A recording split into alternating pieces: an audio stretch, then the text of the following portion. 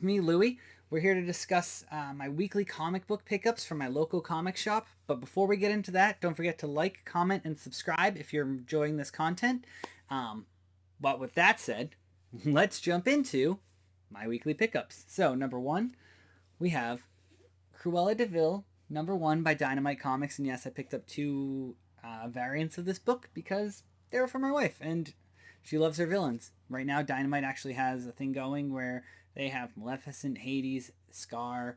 I believe Ursula's either already out or is coming out soon in that line. So they're doing all of the Disney villains. And this just happened to be the most recent one that I picked up for my wife. And she loved it. So really, really stoked I could make her day. I know last week I showed a Scotty Young variant cover. This week we have Rise of the Powers of X number one. And this features Jean Grey, and it's actually a connecting cover with that Cyclops. As you can see, the optic blast coming up from Cyclops. So if you put them side by side, you'd have them connecting. And I know Scotty Young advertised them the same way. So very, very excited to complete that set there. Next up, we have another awesome variant cover. It is Spider-Gwen Smash number two. This is a Peach Momoko variant. If you're into that horror side of her, she did just do a run of Nightmare variants for the month of December for a bunch of books. They're really cool if you're into that. I thought some of them were absolutely amazing. Some of them didn't hit as well for me, so I didn't pick them up, but I do have some of them. So definitely check those out if that's something that you're interested in. If you like this style of art, you also like some horror movie stuff, perfect combination for you. But yeah, this is a good one to pick up this week as well. Next up, we have Giant Size Spider-Man number one for Miles Morales. In this, we have Miles face off with Dylan Brock as Venom.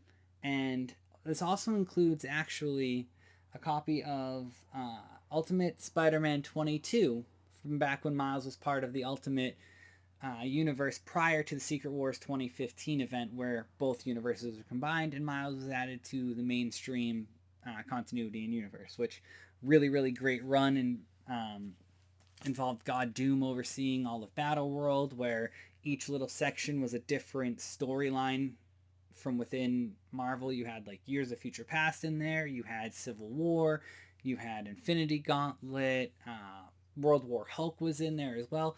All kinds of different ones in there. Definitely go check that out, as they're really fun little self-contained 4 or 5 issue miniseries that kind of go back over some of the big events in the Marvel universe, and they're really cool. So I recommend that highly. But speaking of that Ultimate Universe kind of collapsing in, Marvel decided, all right, we did that, but maybe we were a little hasty on doing that, because they've relaunched the Ultimate Universe, and one of the first solo titles they've come out with for it is, of course, Ultimate Spider-Man. And we have Ultimate Spider-Man number one here. We have a variant with Peter and MJ, and I believe in the main universe they're not a thing anymore. However, clearly here in the Ultimate Universe they are still a thing. Not only that, on some of the covers they actually have a son and a daughter with them. So whole family dynamic going on there. And I will say that without the Ultimate Universe and the Ultimate Peter Parker's death, we wouldn't have gotten Miles based on the story and how that run came about. So for anyone who doesn't know, Peter's death inspired Miles to become a superhero, and that's kind of where that takes off. So hopefully this Peter has a different fate than that one in the Ultimate Universe, but all you can do is read and find out. Speaking of Spider-Man, we have Miguel O'Hara, Spider-Man 2099 number two. Number one came out last week. I didn't include it because I forgot to pick it up, actually. I did pick it up this week, but I'm not including it in this week because I should have included it last week. I'm just shouting it out now. But yeah, as you can see, Beware Dracula.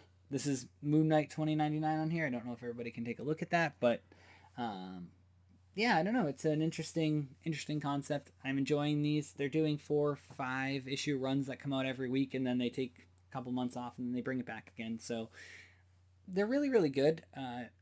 I've enjoyed jumping back into Spider-Man 2099. They're doing a great job building the character. They've obviously got the hype from Across the Spider-Verse there to build him in. So I think it's really good. And definitely make sure you're checking out the Spider-Man 2099 stuff. Speaking of the MCU and building hype for characters, they did recently start off with a new Century run. This is Century number 2 from that run. I know Steven Yeun's been pulled himself out of the running for that role, even though, according to Robert Kirkman, he was already fitted in the suit and everything, but scheduling conflicts and so forth, so he couldn't do it. But hopefully, we still get to see some version of Sentry in the movies. I think it'll be a great character. I really enjoyed him during World War Hulk and that interaction. So hopefully they find some way of bringing that to the screen. I know we won't get a World War Hulk. We won't get a Planet Hulk. We won't get any of those based on licensing and where we've already seen with Hulk and Thor Ragnarok and those things. But Sentry is another great character. So hopefully we still get to see him. Next up, we have Star Wars number 42, the Sith and the Skywalker. So she's a Sith, and that's Luke Skywalker. But no, these comics are actually pretty fun. The Star Wars books are a really, really good way of staying within that universe. They're trying to fill in some of the gaps between each of the movies. Obviously, they only have 2 movies they can really fill in a lot of stuff with. And that time frame is very condensed, but they are doing a great job of creating some really, really good stories within that time frame and that universe. So if you're a Star Wars fan, make sure you're checking them out. Now, the next book is Star Wars The Mandalorian number 8. These are also really fun, especially as like a Star Wars fan and a comic book collector, because each issue is an episode from The Mandalorian. So this is the second series for the Mandalorian, which means it coincides with the second season of the Mandalorian show. And issue 8 here would coincide with episode 8 from that season. And these are really great because if a character debuts within the Mandalorian in like episode 7, you can go pick up issue 7 from the second season, second series, and have that character's first appearance in Star Wars. And because they already debuted on the show, sometimes there's a little less, they're a little less expensive.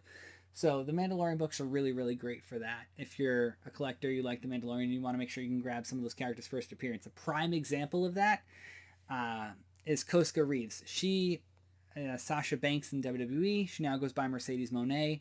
She's wrestling in New Japan, and just in general for her stage name is Mercedes Moné now. So she debuted in The Mandalorian as a character. Her first comic book appearance popped up in a Mandalorian comic book based on that episode. So really, really cool little way to pick that book up and get her first appearance. So definitely a cool thing to make sure you check out are the Mandalorian runs. Next up, we have Blade number 7, and as the subtitle says, the Hulk Slayer.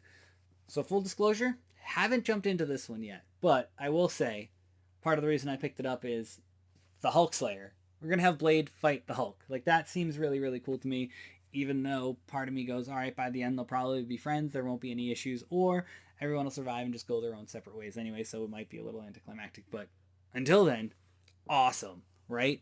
Come on. Blade and the Hulk, dope. And then hopefully we get that movie sooner than later. Delays, strikes, so on and so forth, you know? But we'll get there. Blade is... And if you can't wait for that, just go back and rewatch the Wesley Snipes Blades. I mean, at least the first one. That one's worth catching up on. Really good.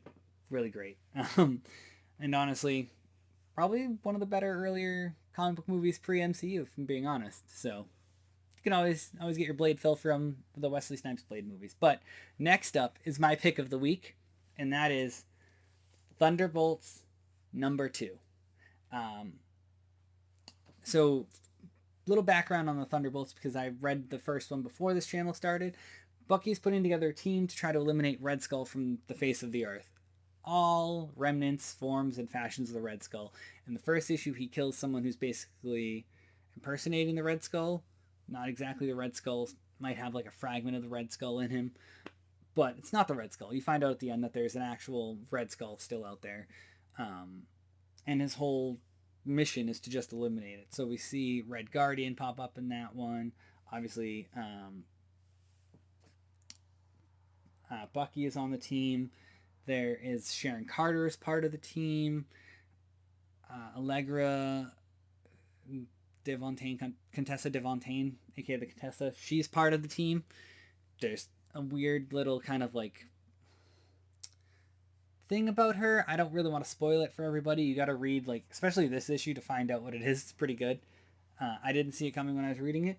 but it's a really fun one. So in this one, they have to infiltrate the Hellfire Club, and because Kingpin is actually inheriting gold from the Red Skull impersonator, and they're trying to get in there and kind of steal it / stop whoever's going to get it, because if you get that sum of money, you're obviously going to be evil and do evil things with it. So that's what their whole mission is. It's really fun. It's really great. It was very enjoyable, and I enjoy this version of Bucky who rides that line between hero and anti-hero very closely. So that is my pick of the week. Thank you for tuning in, and we'll catch you next time here on Whoosh. Thanks!